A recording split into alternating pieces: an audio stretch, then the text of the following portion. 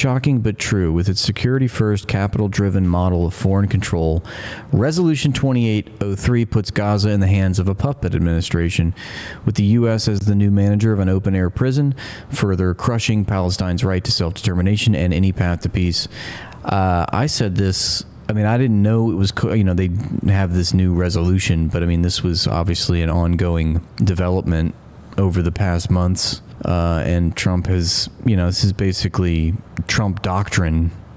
It's like the UN is like the stenographer for the Trump administration at this point. But we knew that this was what their plan was. I mean, wasn't hard to see when Jared Kushner and Steve Witkoff went to Israel, and J.D. Vance was like calling Jared Kushner the investor, and they were talking about all these wonderful opportunities and how, remember, Steve Witkoff was like, this is our master plan. We've been preparing for this for years. He let that slip, much to Jared Kushner's chagrin, but they've made this very well known, I would say. And, now we're, the UN is basically rubber stamping it and, normalizing it via the mechanism of this supposed diplomatic international institution, giving it an air of formality, if you will. But it's the same score, the same script. This is, this is my point, is that this is basically the language of Oslo. The Oslo Accords in the 90s was the same situation. They were, going to install Israeli subcontractors, collaborators, to carry out the duties of occupation. That's what Oslo did, and that's what led to the Second Intifada. So if we see some sort of normalization attempt and some sort of repeat of this, we'll probably have the Third Intifada. They'll just always continue to be revolts and rebellions until, one day there's just not any Palestinians left. No need to rebel anymore because they're all dead. With the U.S. as the new manager of the open-air prison, further crushing Palestine's right to self-determination. So UNSC Resolution 2803 violates the Palestinian right to self-determination, and the UN Charter warns. Francesca Albanese, protection means lifting the blockade, ensuring humanitarian access, supporting Palestinian-led governance, and guaranteeing the right of return. So we're expected to believe that the same entity that has been bombing and starving Gaza for the past 2 years is suddenly going to bring about the resolution to those policies and finally grant the Palestinians their own state and their own self-determination. It would be hilarious if it wasn't so awful what it actually means, Gopal, the UN Special Rapporteur on the Right to Housing, stated, this shameful resolution on Gaza by the UN Security Council is fundamentally inconsistent with international law. It is a colonial fantasy which has little precedent in the UN's history. It will likely fail and must be rejected by all states and individuals. In addition to the Palestinian Authority, the resolution is supported by Qatar, Egypt, the United Arab Emirates, Saudi Arabia, Indonesia, Pakistan, Jordan, and Turkey,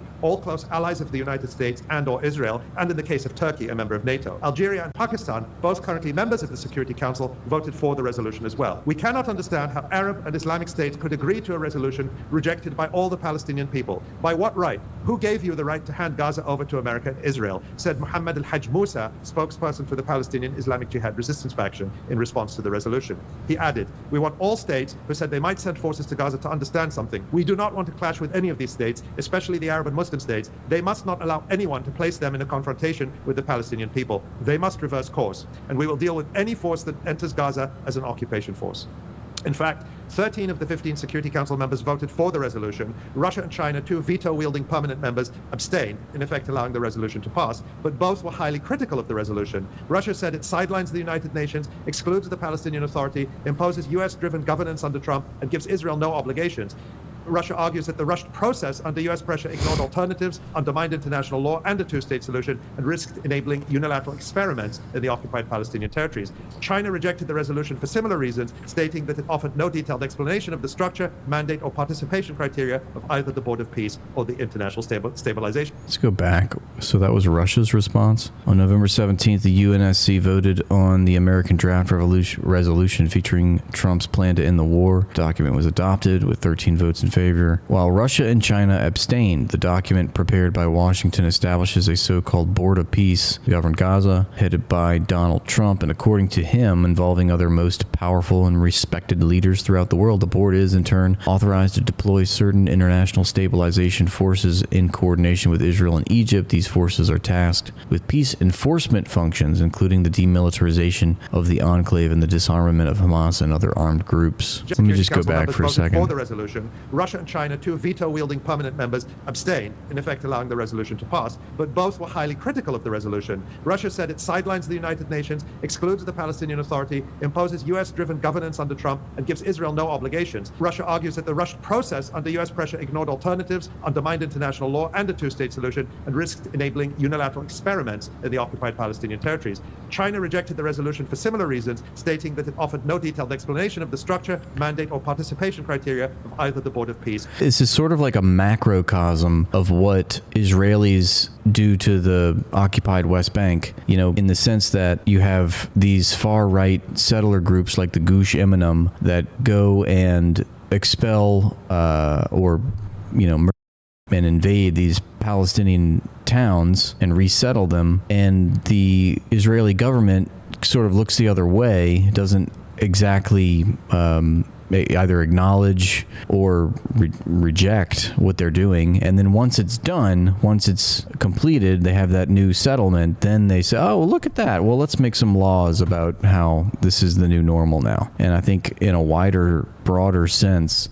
that is what the UN is doing. It's normalizing the Israeli genocide of the Palestinians, all the gains made by Israel in destroying the Gaza Strip and reoccupying it, etc. They're saying, okay, well, this is the new normal now, let's take it from here. I'm just thinking, as I'm hearing all this, I'm reflecting on the past 2 years and remembering my outrage, which was still so fresh post October 7th, as I ran to seek more knowledge and read books on this matter, and just hearing the relentless onslaught of the news each day, a new bombing, a new airstrike, some horrendous, awful story out of Gaza, and thinking this just can't possibly continue. I mean, there's just got to be something's going to happen to intervene, where we, you know, certainly our government will put a stop to this, and wondering, how is this going to end? How is this going to end up? And now we see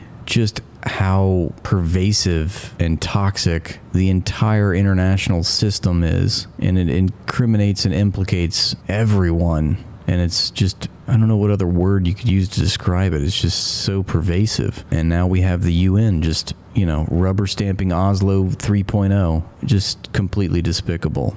It's like it's giving this formality to it that's really detestable. You know, the fact that Israel can just get away with it and then normalize it, sanitize it, astroturf it, and it becomes part of public policy, and everyone cheers it on and signs their name by it from every institution that you can possibly think of that has any merit or power. As well. And, you know, in the midst of the genocide and the findings of the courts, there's not a single mention of the crime of genocide. No mention of the apartheid that the court has found, or the colonization. No mention of the thousands of Palestinians that are still held in Israeli torture and death camps. And here's another requirement of international law. International law requires accountability for perpetrators and redress for victims. And none of that is covered here. And then, you know, just one more outrageous element here. The court has also found that Israel is responsible for compensation and reparations for all of the harms and damages that it has caused. This resolution, adopted by the Security Council, takes that responsibility away from the Israeli regime as the perpetrator, and it gives it to international donors, the World Bank, international financial institutions, and what I said is a multi-billion-dollar bailout of the Israeli regime as it perpetrates a genocide. It's outrageous for Palestinians, but it's also a threat to the rest of the world, and it has to be. Like, I understand that this is like a big deal, and like, you know, people are dying, and it's a country is just committing the most heinous crimes against humanity that you could possibly think of. But I just personally am really excited for the Black Friday deals at Amazon this coming week. You know, usually Americans are debating and conflicted concerning the rhetoric between Democrats and Republicans. And then on another level, there's the actual policies, which are identical. But we never get past the rhetoric and the aesthetic concerning these two parties to actually contest the uniparty, which controls the two corporate bought parties. But I think, obviously there's a contradiction. I like speaking in terms of contradictions because everything has a contradiction. But there's a contradiction in the rhetoric between Republicans and Democrats. And most people don't bother themselves to seek out substantial critique at actual policies being implemented. So we're constantly fighting about the words and the tone and the aesthetic of certain candidates. But every now and then there are these larger issues that are brought forth to us, more important contradictions. And those shed light on the actual reality. And I'm just thinking about Israel here, and the fact that it's not the contradiction between the rhetoric of Democrat and Republicans. It's the contradiction of a foreign country imposing its will on our national rights as citizens of the United States. And so now there's this galvanizing contradiction happening within the American base, which has taken precedent. And we see, certain, political officials that we might have liked before this. We now see how they react to the Israeli genocide, and now we know it's okay, so there's something more important, more pressing here, and we can't be on this side. It's dividing us in a more concrete way. And I guess I'm just trying to say that there's a new principal contradiction becoming more relevant in our society. And I think that's what we're seeing. How many points at which Just a random thought. Thanks for watching, and please like and subscribe to the page to help it grow. And if you'd like to support my work, join my Patreon for exclusive content.